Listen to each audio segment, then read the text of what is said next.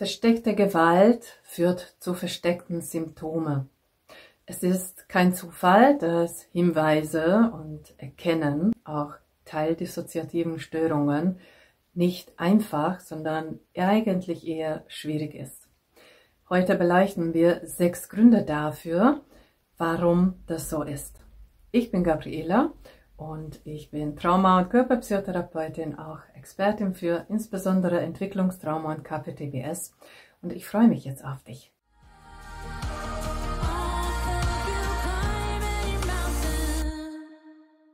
Wenn die Missbräuchende und diese Familiensysteme, wo dann auch Gewalt bereits in der Kindheit passiert war, sehr versteckt ist, erzeugen natürlich auch versteckende bzw. versteckte Symptome bei den Opfern bzw. bei den Betroffenen.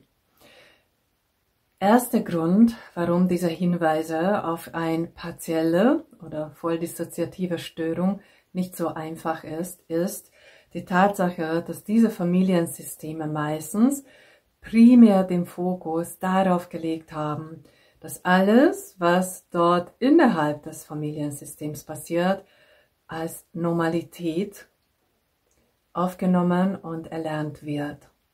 Ich habe ja bereits ein Video dazu gedreht, was heißt, wenn ich so aufwachse, dass alles, diese gewaltvolle Geschehnisse innerhalb der Familie als normale Dinge vermittelt wurden und welche Anzeichen dafür gibt. Ich empfehle dir das sehr.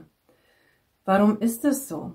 Wenn diese Familiensysteme Gewalt als Normalität verkaufen und den Fokus darauf legen, dass alles, was nach außen dargestellt wird, auch durch die Familie, immer eigentlich versteckt und verdeckt wird, das ist ein Grund dafür, dass die Betroffenen später auch die eigenen Symptome und die eigenen Beschwerden verstecken. Denn es ist wichtig, dass nach außen das nicht zu sehen ist und dass das, was ich eigentlich erlebe und ich darunter leide und Schmerz verursacht, ist doch normal. Der zweite Grund dafür ist, beziehungsweise das Nachweisen von solchen Störungen ist umso schwieriger, wenn die Beziehung zwischen Täter und Betroffener recht eng ist, beziehungsweise war.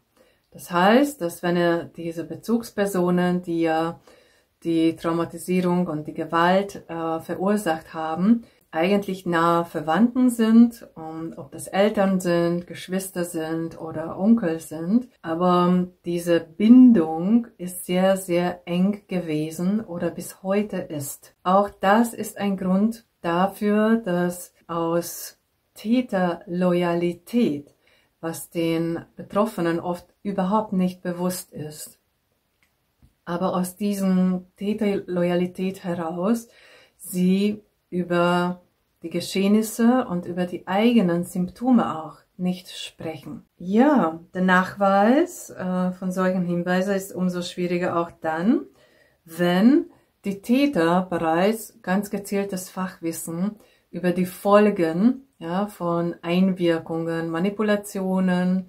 und sonstige körperliche oder sexualisierte Gewaltseinwirkungen schon im Klaren waren. Das heißt, dass sie wirklich sehr bewusst und gezielt diese Maßnahmen, diese Gewalttaten eingesetzt haben und dementsprechend ist dann auch der Effekt daraus, dass es ein sehr verstecktes oder versteckendes Verhalten entsteht. Sprich, Beispiel, Manipulation, narzisstische Eltern, wenn sie ihre Kinder manipulieren, aus der Bedürftigkeit heraus meistens, aber sie wissen ganz genau, was sie erreichen wollen, was das Ziel ist im Verhalten der Kinder und sie kennen auch schon den Effekt. Meistens haben sie das selbst erlebt im eigenen Familienhaus und haben sie mitgebracht und geben sie so weiter. Ein weiterer Grund, wenn das Erkennen, wenn der Missbrauch zeitlich noch nicht so weit zurückliegt. Das heißt, dass die Geschehnisse noch eigentlich erst in einer kurzen oder nahe Vergangenheit passiert waren und die Effekte und Einwirkungen der Täter noch sehr, sehr intensiv und aktiv sind. Ich weiß es sehr gut, wie ich mehr von meiner Mutter gefürchtet habe, anstelle, dass ich mich aufgelehnt hätte und mich verteidigen können hätte.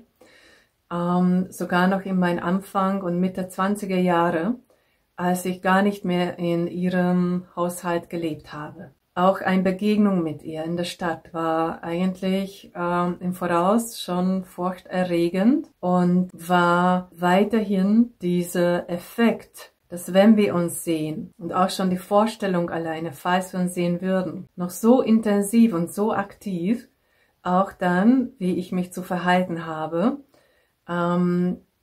fast wie als ich damals noch bei ihr gelebt habe.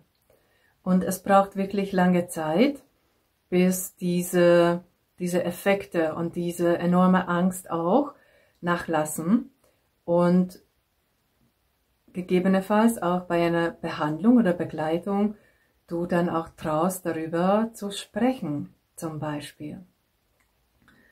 Dementsprechend gerade bei Kindern und Jugendlichen, wenn solche Gewalttaten passieren, ist es äußerst schwierig, dass man die dissoziativen Symptomatiken und Folgen der Einwirkung vielleicht entdeckt, weil die Kinder verdecken auch die Folgen. Also sie werden ja nach außen an einen Dritten äußerst wenig darüber berichten. Ich erlebe es sogar in meiner Akademie bei meinen Klienten, Klientinnen, sogar noch wenn sie jenseits von 30, 40 oder 60 sind, dass dann plötzlich diese Dinge erstmalig vielleicht berichtet werden und sie auch für sich innerlich dann anerkennen und zulassen können und ohne, dass sie den Tätern gegenüber kein Gewissenbissen mehr haben. Also solche Einwirkungen haben wirklich ganz lange, auch zeitlich lange Schatten. Ein weiterer Grund, wenn der Kontakt zwischen Opfer bzw. Betroffene und Täter noch gibt und besteht. Das heißt, wenn du dich nicht ganz abgenabelt hast, also abnabeln heißt auch, dass ich autonom, überlebensfähig bin, mit allen Konsequenzen, auch alleine mein Leben bestehen könnte,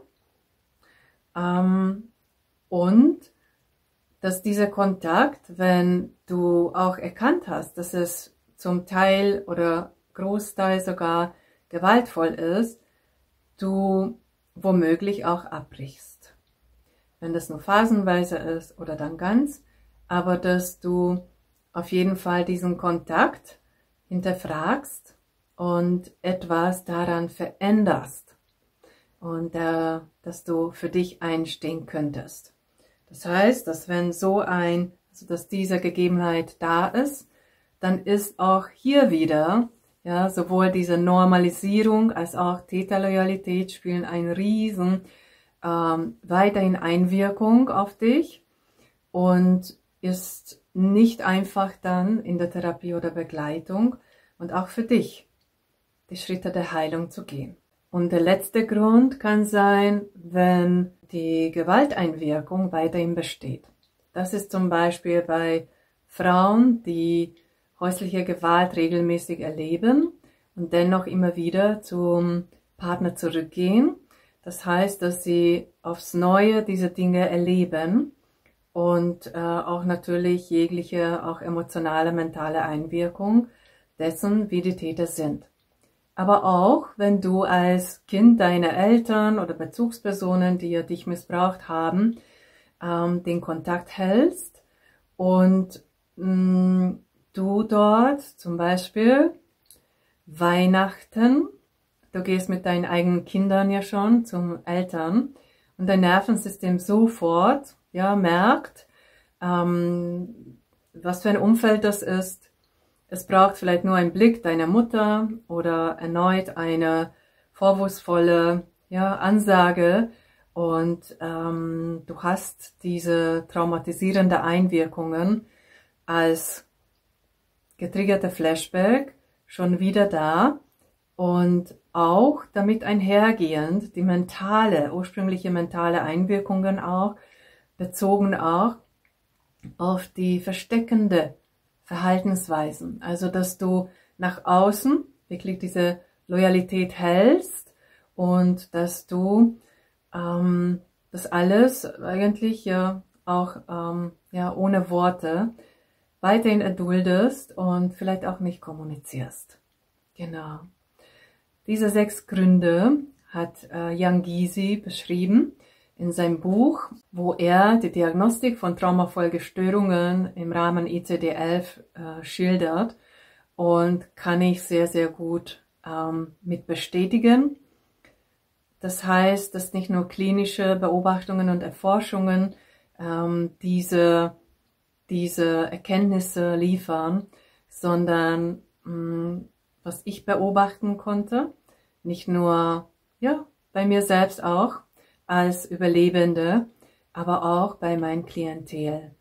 Und ich bin mir sicher, dass du auch einige dieser Gründe erkennen konntest. Und ich lade dich wirklich dazu ein, das zu reflektieren.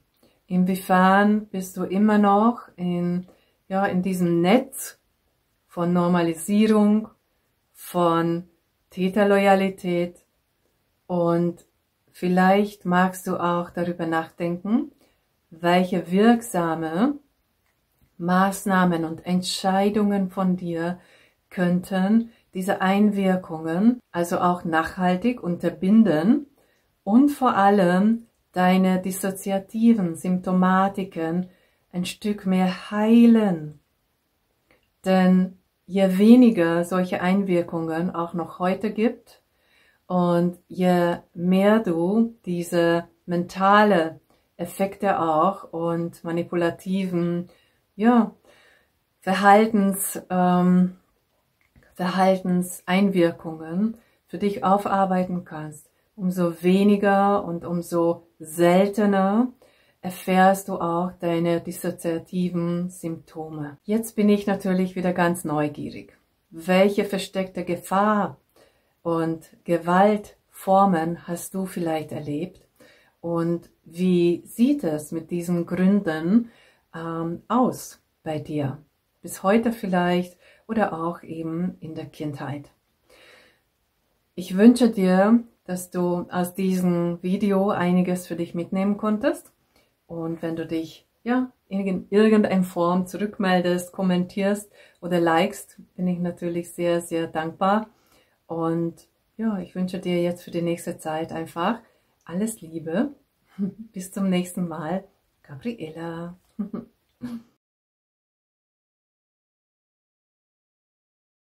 'Cause it feels like home.